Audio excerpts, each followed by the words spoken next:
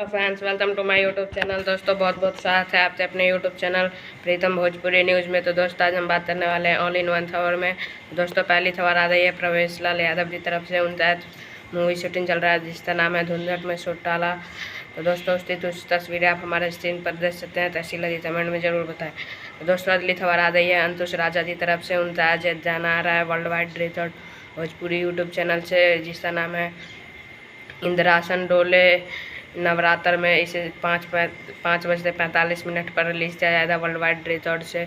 दोस्तों अगली खबर आ गई है जोलू जोल्ड की तरफ से। उनका आज वीडियो सॉन्ग आ रहा है जिसका नाम है चुनरिया रेड कलर थे। इसे जोलू जोल्ड इंटरटेनमेंट में रिलीज किया जाएगा 6:15 पे।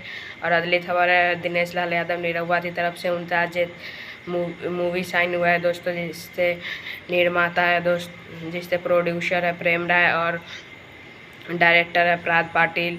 और इस मूवी का नाम है फसल। फर्स्ट लुक आप हमारे स्क्रीन पर देख सकते हैं। और दोस्तों अगली खबर आ रही है